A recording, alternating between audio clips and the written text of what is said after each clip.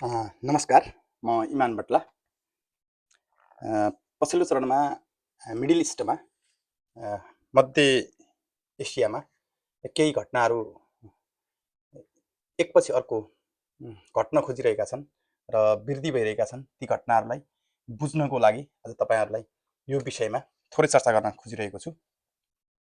भर्खरै मैले कहाँ केन्द्रित हुन खोजिरहेको छु भन्दा इरानमा पछिल्ला केही दिनहरूमा केही हप्तादेखि इरानको जो वर्तमान सरकार छ त्यसका विरुद्धमा भ्रष्टाचार र महँगी वृद्धि भयो भनेर त्यहाँ प्रोटेस्टहरू सुरु भएका छन्। ती खास प्रोटेस्ट भनेका त्यहाँका पूर्व राजा राजपरिवारका अहिले निर्वासित छन् उनी, तिनले पनि समर्थन गरेका छन् भने आफू फर्किन चाहन्छन्, पुनः इरानको राजकीय शासन आफ्नो हातमा लिन खोजिरहेका छन् र उनलाई विशेष गरेर पश्चिमाहरूले सहयोग गरिरहेका छन्। पश्चिमाहरूमा नै उनी अहिले निर्वासनमा बसिरहेका छन् भने त्यहाँका प्रोटेस्टहरूलाई अहिलेको सरकारले निकै ठुलो दमन गरिरहेको छ।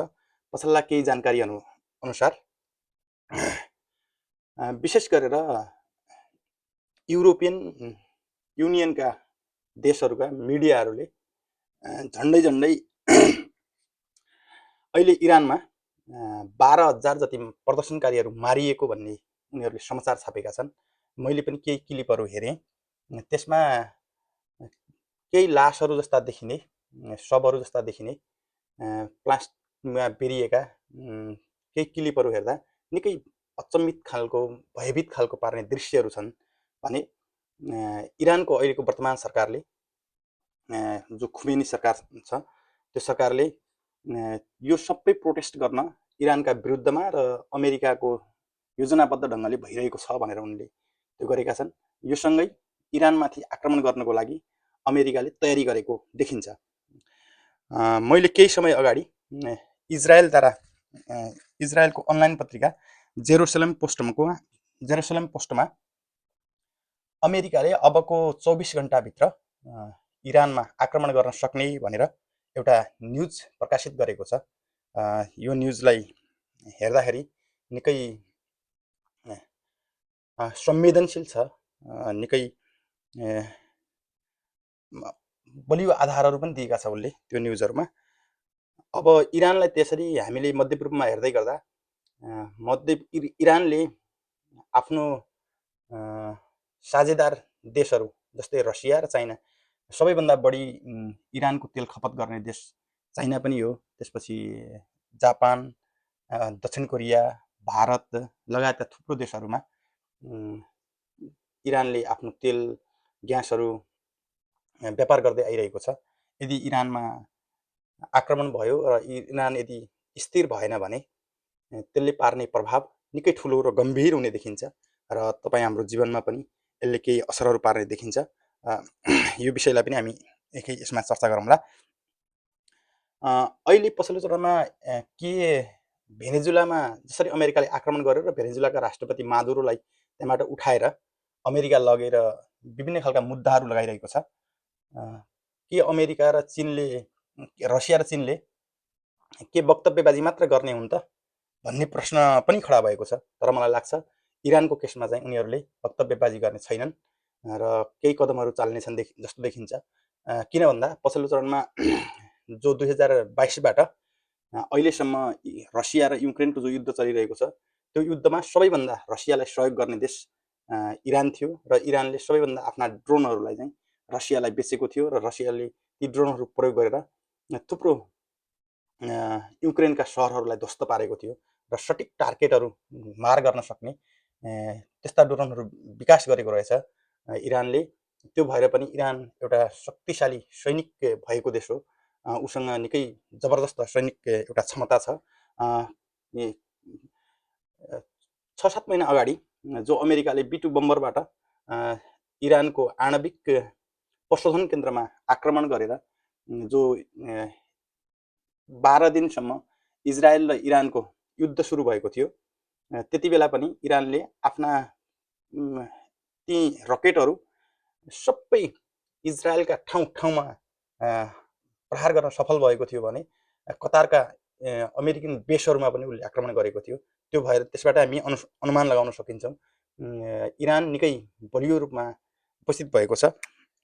र पछिल्लो चरणमा मैले केही समय अगाडि मात्र एउटा न्युज पोर्टलमा हेरेको थिएँ, अहिले इरानका सबै वायु क्षेत्रहरू इरानले बन्द गरेको छ र आफ्ना पनि वायु के अरे प्लेनहरू नउडाउने, कसैको बाहिरको प्लेन आयो भने त्यसलाई खसाल्नको लागि इरानी सेनाहरूले एडभाइजरी जारी गरिसकेका छन् भने भर्खरै एउटा चीनबाट आएको जहाज इरानमा ल्यान्डिङ भएको भनेर एउटा फ्लाइट राइडरले त्यो देखाउँछ र त्यो पनि अहिले भर्खरै न्युजमा आएको छ।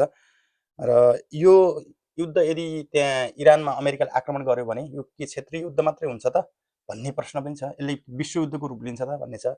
मलाई लाग्छ यसले निकै अलिक ठुलो नै भयावह रूप लिन सक्छ।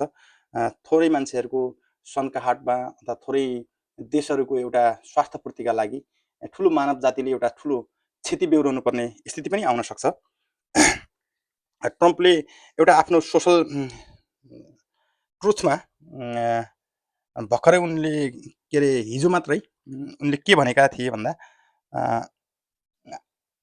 जो ती इरानमा प्रोटेस्ट गरिरहेका छन् ती प्रोटेस्ट गर्नेहरूलाई जो मान्छेले दमन गरिरहेका छन्, जो मान्छेले गोली हानिरहेका छन्, ती सरकारी ती सेनाहरूको उच्च अधिकारीहरूको नाम लिस्टलाई लेखेर राख्नु अथवा तिनीहरूलाई चिनिराख्नु, तिनीहरूको पछि तिनीहरूलाई कारबाही गर्नुपर्छ भन्ने टाइपले उनले आफ्नो पोस्टमा पोस्ट्याएका छन्।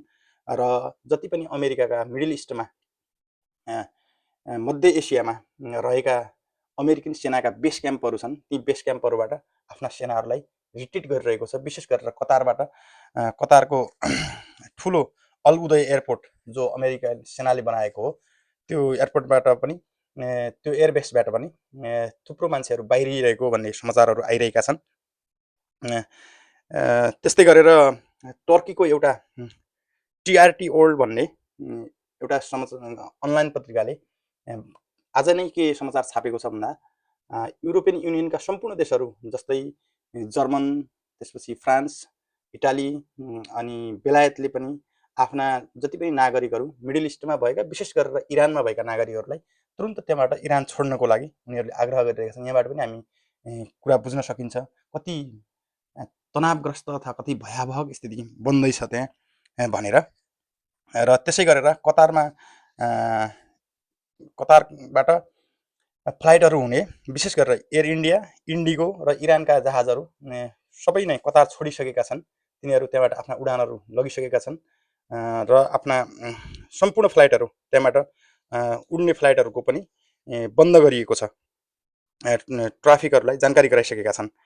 त्यस्तै गरेर टर्की र इरानको बार्डरहरू जोडिएको छ माथि, त्यो बार्डरहरूमा इरानका थुप्रो मान्छेहरू टर्की प्रवेश गर्नको लागि, इरानमा यदि ठुलो खालको यदि आक्रमण भयो अथवा केही त्यस्ता घटनाहरू घट्यो भने अब ज्यान त जोगाउनु पर्यो भनेर थुप्रो इरानका मान्छेहरू टर्कीको बार्डरमा गएको भन्ने खबरहरू पनि आएका छन्। त्यसै गरेर जो कतारमा रहेको अल उदय एयरपोर्ट छ नि, त्यसबाट अहिले लगभग युरोपियन युनियनका त्यो क्षेत्रमा रहेका मान्छेहरू पनि त्यहाँबाट छोड्ने क्रम जारी छ। त्यहाँबाट उडानहरू भएका छन्, ल्यान्डिङहरू एकदमै कम भइरहेका छन्, त्यहाँबाट भएका उडानहरू छिटोभन्दा छिटो त्यहाँबाट उडिरहेका छन्। र जति पनि अमेरिकाका मिडल इस्टमा रहेका बेसहरू जस्तै कुवेतमा, साउदीमा, त्यसपछि इराकमा, सिरियामा, ओमनमा भएका ती बेसहरूबाट आफ्ना सेनाहरूलाई फिर्ता बोलाइरहेको छ अमेरिकाले भने। उसले पनि निकै ठुलो तयारी गरेको देखिन्छ। यसैबाट प्रमाणित हुन्छ कि योभन्दा अगाडि पनि जो अमेरिकाले इरानको त्यो आणविक क्षेत्रमा आक्रमण गरेको थियो त्यति बेला पनि फुल तयारी गरेर केही समय चुप लागेर फेरि आक्रमण रातारात आएर आक्रमण गरेको देखिन्छ भने अहिले पनि माहौल चाहिँ निकै टेन्सनमा अगाडि बढिरहेको छ। तर आक्रमण हुनसक्छ, आजै पनि हुनसक्छ, भोलि हुनसक्छ, अलिकति 5-7 दिन पछाडि हुन्छ। आक्रमण चाहिँ आक्रमण हुन्छ नै भन्ने छ, किन भन्दाखेरि वारपारको दिशामा गइरहेको छ, विश्वको ध्रुवीकरण नै वारपारको दिशामा गइरहेको छ।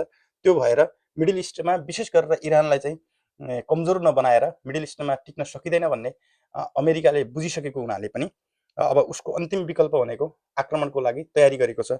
र योसँगै पछिल्लो केही समाचारहरूमा देखिए अनुसार इजरायलका प्रधानमन्त्री नेतन्याहुले पनि आफ्नो देश उनी चढ्ने प्लेन आफ्नो देश छोडेर बाहिर निस्केको भन्ने खबर सुन्नुमा आएको छ।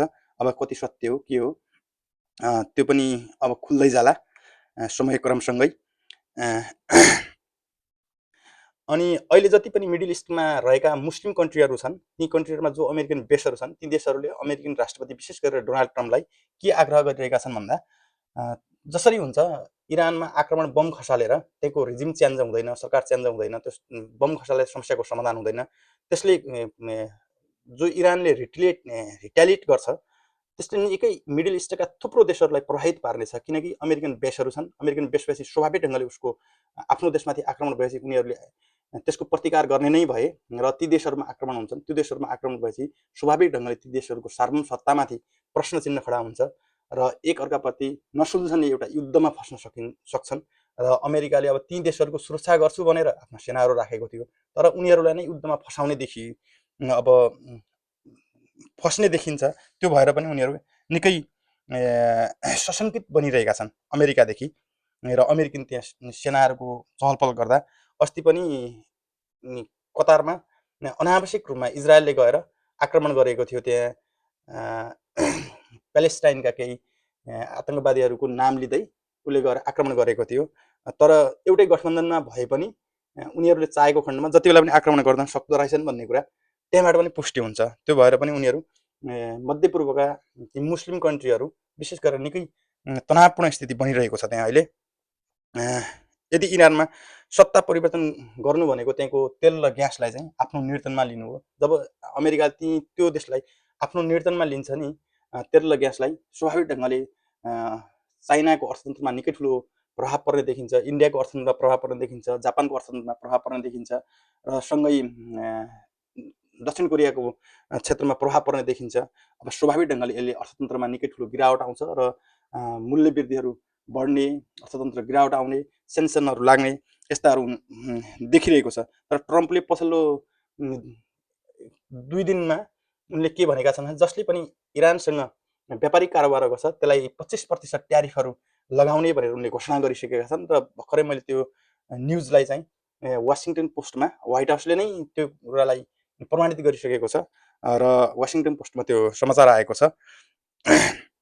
त्यसपछि पछिल्ला केही अनलाइनहरूमा समाचार हेर्दा इजरायलमा भएका आइरन ड्रोमहरू जो इजरायलले आफ्नो डिफेन्स सिस्टमको लागि प्रयोग गर्दै आइरहेको छ, ती आइरन ड्रोमका ब्याट्रीहरूलाई चाहिँ यताउता सारिरहेको भन्ने समाचारहरू आइरहेका छन्।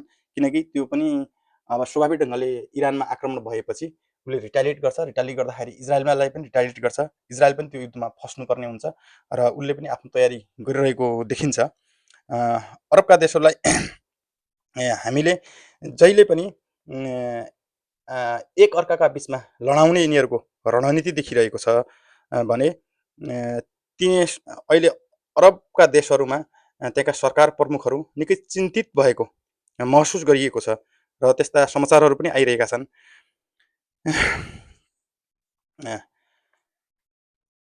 अनि पछिल्ला केही समाचारहरूमा देखेअनुसार इरानको सडकमा सरकारको समर्थनमा निकै ठुला प्रदर्शनहरू जारी भएका छन् र उनीहरूले भनेका छन् यदि तिमी हामीसँग लड्न आउँछौ भने हामी त्यसको रिट्यालिएट गर्न तयार छौँ भनेर इरानी जनताले निकै ठुलो प्रतिकार स्वरूप अथवा सरकारको समर्थनमा र अमेरिकाको जुन प्रकारको हस्तक्षेप गर्न खोजिरहेको छ, जुन प्रकारको अमेरिकाले आक्रमण गर्न खोजिरहेको छ त्यसका विरुद्धमा सडकमा थुप्रो मान्छेहरू बाहिर देखिएका छन्। त्यो भएर पनि हामी अन्दाज गर्न सक्छौँ परिस्थिति निकै जटिल मोडमा पुगिसकेको छ र अमेरिकाको जो उन्नत खालको बम्बर छ, जो B2 बम्बर भनेर चिनिन्छ, त्यो बम्बर पनि अमेरिकाबाट उडिसकेको भन्ने समाचारहरू सुन्नमा आएको छ। त्यो भएर मिडल इस्टमा विशेष गरेर एसियामा एउटा युद्धको नयाँ फ्रन्ट खोलिँदै गरेको देखिरहेको छ। त्यसले पनि सम्भवतः सायद तपाईँ हाम्रो जीवनमा र हाम्रो देशमा लगायतका ठाउँहरूमा यसले ठुलो प्रभाव पार्नेछ, यसले ठुलो क्षति पुग्नेछ र केही मानिसहरूका लहट र केही देशहरूको आफ्नो स्वार्थका कारणले सम्भवतः हामी जस्ता थर्ड वर्ल्ड कन्ट्री अथवा हामी जस्तो अन्य कन्ट्रीहरूले ठुलो मूल्य चुकाउनु पर्ने पनि हुनसक्छ। र हुनसक्छ यो इतिहासमा मानव जातिले पनि मूल्य चुकाउनु पर्ने स्थिति आउन सक्छ। त्यो भएर यी विषयहरूलाई नजिकबाट निहालिरहेका छौँ र आगामी दिनहरूमा के हुन्छ त्यसलाई पनि म अपडेट तपाईँहरूलाई गराउने नै छु।